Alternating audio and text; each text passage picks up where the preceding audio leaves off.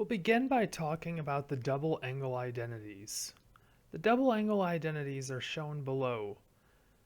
First of all, starting with cosine of 2 theta. So double angle meaning double the unknown angle theta. So cosine of 2 theta is equal to three different things. Cosine squared theta minus sine squared theta. It's also equal to 1 minus 2 sine squared theta. And 2 cosine squared theta minus 1.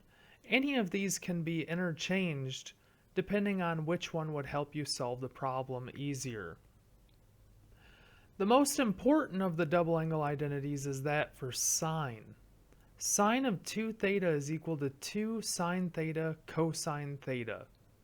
It comes up so often, this is something that you should absolutely commit to memory, especially if you're going into a very high level of mathematics, as this comes up all the time.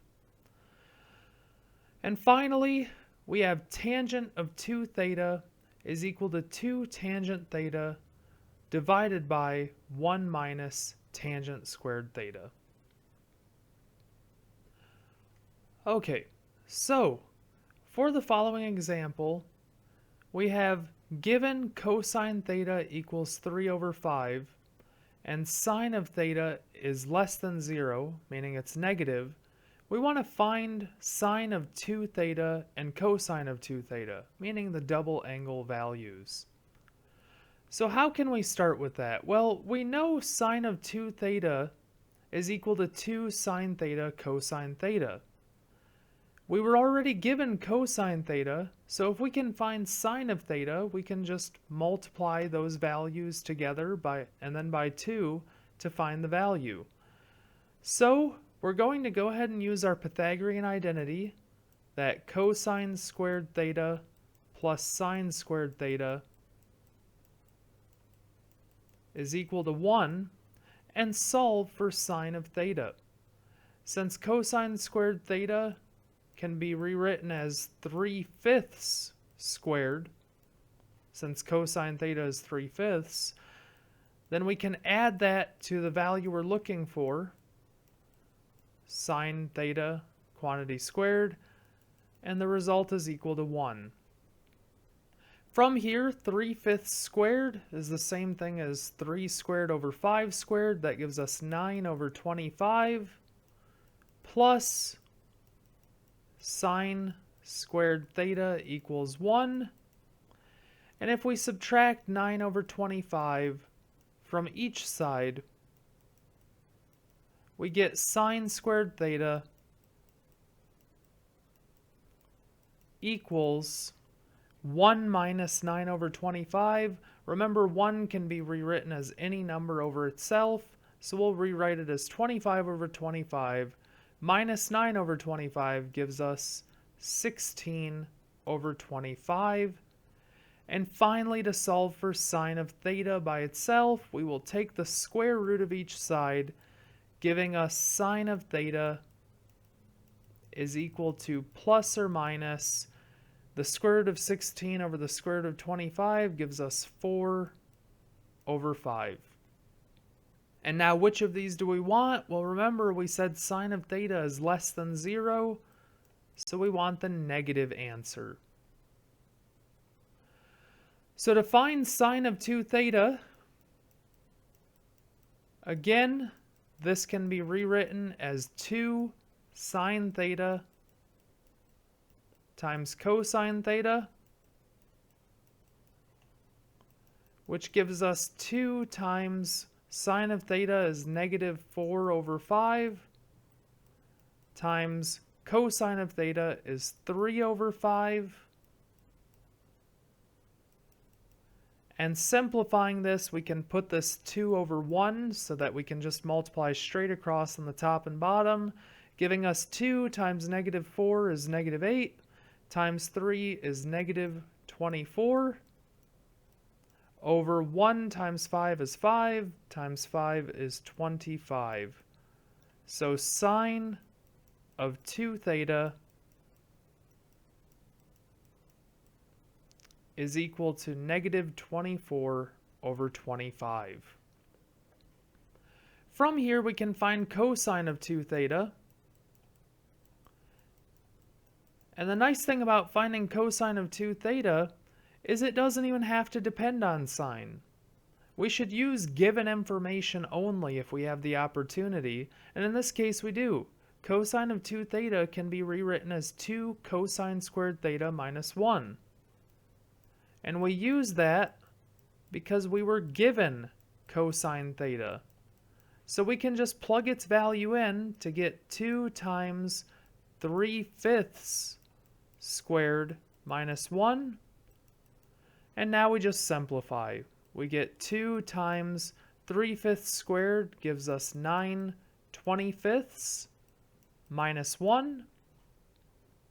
We'll put this 2 over 1 and multiply across to get 2 times 9 is 18 over 1 times 25 is 25 minus 1.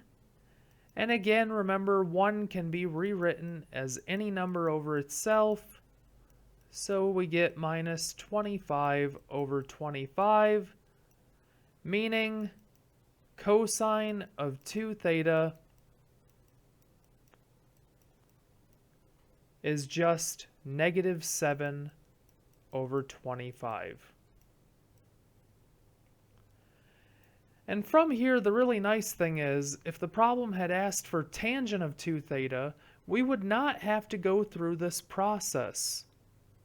And we wouldn't have to go through this double angle identity because, remember, tangent of 2 theta would just be sine of 2 theta divided by cosine of 2 theta. And since we already have their values, we could just divide and simplify and find tangent of 2 theta. From here, we want to find sine of theta given cosine of 2 theta equals 4/5, and theta is in quadrant 2. So, looking through our double angle identities, we can go back to the previous page here. We want to know which of these double angle identities for cosine of 2 theta is the one we want to solve for sine. And you should notice it's the second one, because that's the only one involving just sine. So we want to change it to 1 minus 2 sine squared theta. So cosine of 2 theta is rewritten as 1 minus 2 sine squared theta. And now that we have that, we can plug in its value to solve for sine. Cosine of 2 theta we said is 4/5. So that's going to be equal to 1 minus 2 sine squared theta. And now to solve for sine, we'll subtract 1 from each side, which gives us 4/5 minus 5/5, when we change our 1 to 5 over 5, equals negative 2 sine squared theta. 4 minus 5 gives us negative 1/5 equals negative 2 sine squared theta. We'll go ahead and divide each side by negative 2, or to make this look a little bit nicer, we can just multiply each side by negative 1/2. That's the same thing as dividing by negative 2, so it'll cancel out this negative 2, but it'll make it easier to simplify the left side. So negative 1 times negative 1 gives us positive 1, over 2 times 5 gives us 10, equals sine squared theta. And from here we can just take the square root of each side, giving us sine theta equals plus or minus the square root of 1, which is 1, over the square root of 10. We're in quadrant 2 for our theta, which means we want the positive sine value, since sine is positive in quadrant 2. And the last thing we can do here is just rationalize. We'll multiply the top and bottom by the square root of 10 to get the square root out of the denominator, which leaves us with sine of theta equals the square root of 10 over 10. And that's how we find sine of theta given cosine of 2 theta. Okay, so now for this problem, we want to verify that cotangent x times sine of 2x is equal to 1 plus cosine of 2x. Now, you could argue either way which of these is the more complicated side. I'm going to go ahead and work with the left side though. So for this problem, to start simplifying, we can change everything to sine and cosine. So this cotangent of x, we're going to go ahead and change that to cosine x over sine of x times sine of 2x. And from here, we can also use our double angle identity to change this around. Sine of 2x, remember that's our most important double angle identity. We can change that to 2 sine x cosine x. And now that we've done that, if we put this 2 sine x cosine x over 1, which doesn't change it, anything can be rewritten as itself over 1, we can now cancel the sine x from the top and bottom, leaving us with just 2 times cosine x over 1, or in other words, just 2 cosine squared x. And now from here, this should look pretty close to one of our identities. Remember, we said cosine of 2 theta is equal to 2 cosine squared theta minus 1. Well, right now, we have 2 cosine squared x, and we're looking to get 1 plus cosine of 2x. So how can we do that? How can we get this? Well, there's a trick we can apply. We're not allowed to add or subtract anything to both sides of the equation, but we are allowed to work with one side of the equation. So what if we took this problem, 2 cosine squared x, and off to the side, we take our double angle identity, cosine of 2x equals 2 cosine squared x minus 1. And since we have the 2 cosine squared x by itself over here, let's solve for it over here. Let's add 1 to each side in our double angle identity.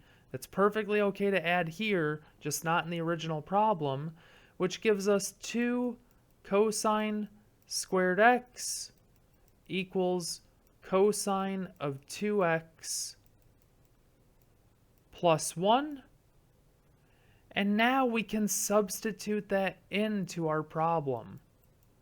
So this becomes cosine of 2x plus 1, which is exactly what we were looking for on the other side. 1 plus cosine of 2x.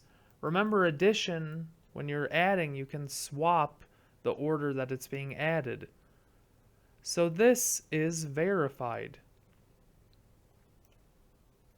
So remember, while you can't add or subtract anything in the original problem, it's perfectly okay to rewrite an identity off to the side and add or subtract in that, and then plug the value in to the original problem.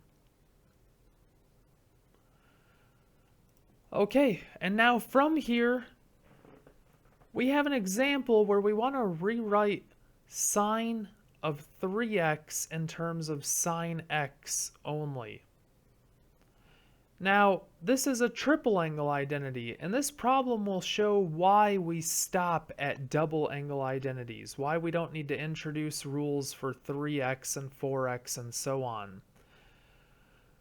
So how would we approach this, sine of 3x? Well, let's think about our sum and difference identities for sine. Remember, sine of 3x could be rewritten as sine of 2x plus x. This is still the same problem since 2x plus x equals 3x. And now that we have this, we can apply the sum identity for sine, which says you take sine of the first angle, which is 2x, times cosine of the second angle, which is x, plus cosine of the first angle, which is 2x, times sine of the second angle, which is x. And now that we have this, we've rewritten the problem in terms of double angle and single angle identities that we already know how to deal with, so it's just a matter of simplifying. Sine of 2x we know is 2 sine x cosine x times this cosine x plus cosine of 2x. We can rewrite that as its double angle identity that only involves sine, which is 1 minus 2 sine squared x times this sine of x. And now we can start simplifying. We have 2 sine x times cosine squared x plus, over here we'll distribute the sine x to each of these terms since we're subtracting, which gives us plus sine x minus 2 sine cubed x.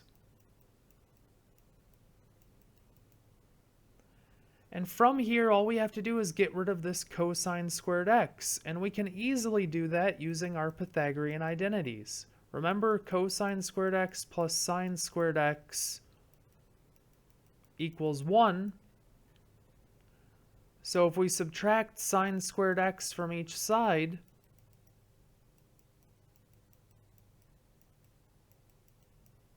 we get cosine squared x is equal to 1 minus sine squared x, which we can now substitute into the problem for cosine squared x.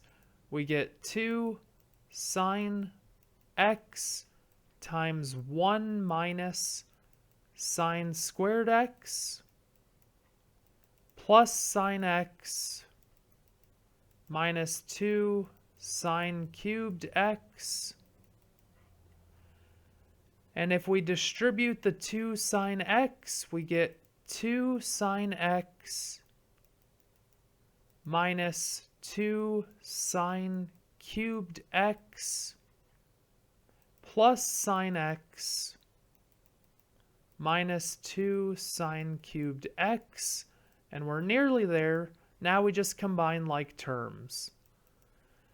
2 sine x plus sine x gives us 3 sine x. And negative 2 sine cubed x minus 2 sine cubed x gives us minus 4 sine cubed x. And that is the value of sine of 3x. Meaning, since we didn't assume anything about x, this is the triple angle identity for sine. But we don't need to memorize this because this is just something we could easily derive. Easily being a bit used a bit loosely here. But at the end of the day, we didn't have to do anything beyond what we've learned previously to derive this.